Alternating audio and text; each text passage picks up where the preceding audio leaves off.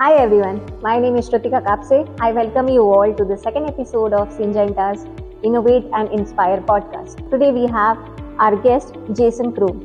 He is our Global Head of Digital Agtech Engineering. In this episode, we are going to hear from Jason what is the current challenges faced in Agtech. Also, how Cropwise products are helping agri-industry. And last, how AI is helping Agtech industry. I welcome you, Jason. How are you doing today? I'm doing great. Happy to be here. So this is your first visit to Pune? No, probably my fifth visit Awesome. or so to Pune. Yeah. How are you liking in Pune? What is Pune center to Syngenta? I love coming here. It's always great. One of the things I like the most, the city is great, but I like the people here, right? So whenever I come here, everyone is so engaged and enthusiastic about what we're doing. You know, they want to know what their part can be and how do they help us achieve kind of the vision and strategy that we have. And, you know, for us, the Pune Center is a very critical engineering hub. It's our largest engineering hub that we have, and it's where we put a lot of our teams. What I like most is, you know, we don't use it as a support for other teams. We put whole teams here that drive products for us. It serves as a great place where we can find great talent, but that is also engaged and wants to learn about the agriculture industry and help Syngenta move forward. Awesome. I would like to understand what is the digital transformation from past few years that you've seen. Also, how Syngenta is helping with this development. In agriculture. Yeah, in Agtech. Yeah. So the biggest thing for the last few years has really been, from my perspective, the kind of democratization of access to digital tools, right? So if you go back a few years, in theory, a lot of these things exist, but often you have to pay for them, right? And growers are under a lot of financial pressures, and to ask them to pay on a per acre basis for tools that may or may not help them to improve or change their practices is difficult. And I think it did a lot to limit adoption of tooling in a lot of ways. And over the last few years, there's been a big change to this model, and Syngenta's been a leader in this, right? In most markets, we don't sell our software. Our software comes in a product plus model as part of when you buy our seeds, when you buy our crop protection products, you get our digital software to help you apply those better and to have better results. Right? And kind of this shift across the market of being able to offer this digital technology to growers free of charge. To help them and support them in a way, whether it's access to knowledge, management practices, or how to use products, I think has been a really great move. Do you see any changes in traditional farming as the tech has introduced?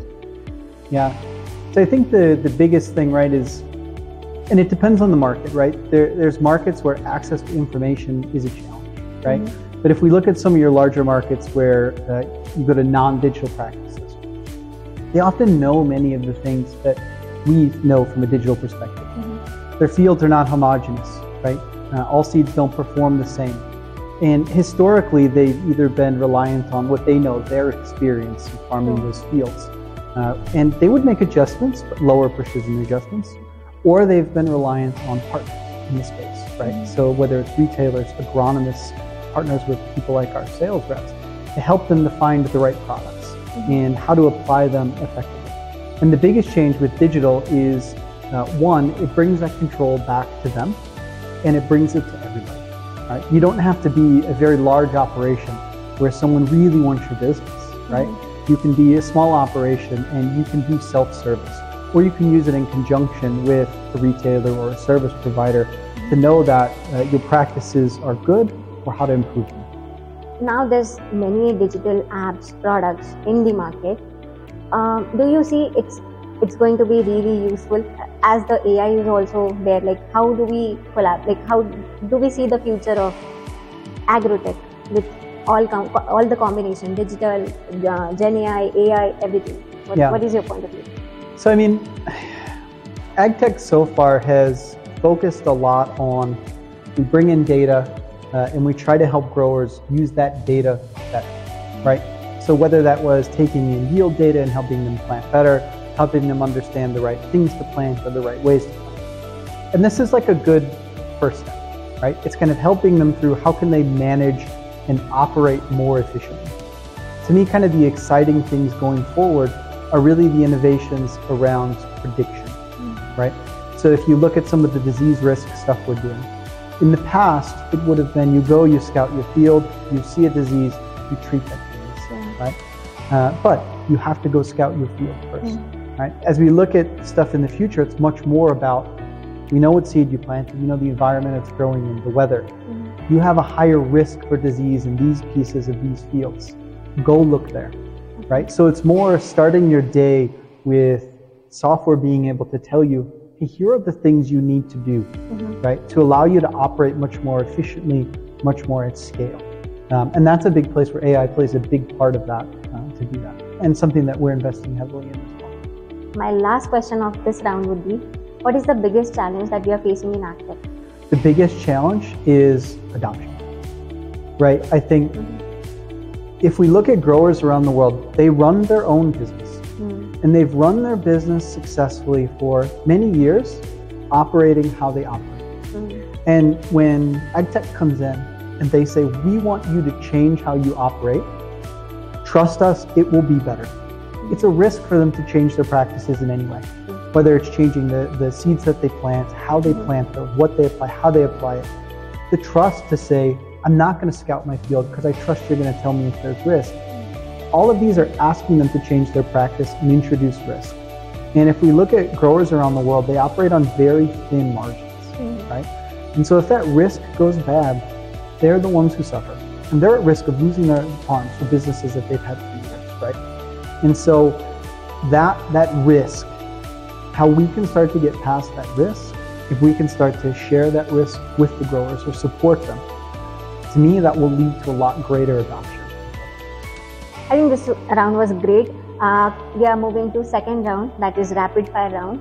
So the only rule is I'll be asking a question, you have to respond it quickly. Okay. Shall we begin? Yeah. Okay. So you said you've been in Pune many a times. Yeah. By now you've picked your favorite food. What is it? Okay, my favorite food I take home every time, Akawadi? Something like this. Okay, I'm getting the thumbs up on the name. I bring it home every time. It's fabulous. Awesome. Yep. That's my favorite too. So, excellent. Yeah. What is the favorite application so far in Cropwise umbrella? So this is like choose your favorite child, okay, right now. So I love all of my children, okay?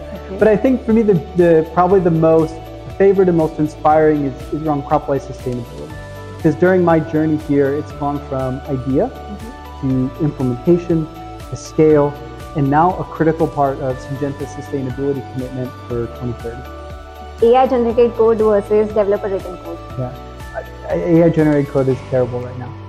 I mean, I've been to some great talks about this, and it's really great if you need to get to market fast, right? But it introduces a lot more bugs and security vulnerabilities and things like that, right? And so I think there's a future where as we bring more context to the surrounding ecosystem, it can be an accelerant, but I think we're still a ways off from it writing code for us. What is the advice for the beginner entering in Agtech industry? Yeah, so probably the biggest thing and the hardest thing, and this applies to a lot of industries, learn agriculture, right? We use a lot of words, and when you don't understand what those words mean or the pressures that our growers face, it's hard to make thoughtful design decisions. And the more you understand about agriculture or business and how our growers actually operate, the better decisions from an engineering perspective you can make and you can drive. Totally agree with you. And the last, when can we expect you next? Hopefully about 6 months from now. So awesome. I try to come twice a year, make sure that I can keep a great connection with the team, understand where things are going and how we need to change to continue to evolve moving forward. Thank you guys, thanks for listening, and thank you Jason for all the insights. Hope to see you soon. Great, thank you.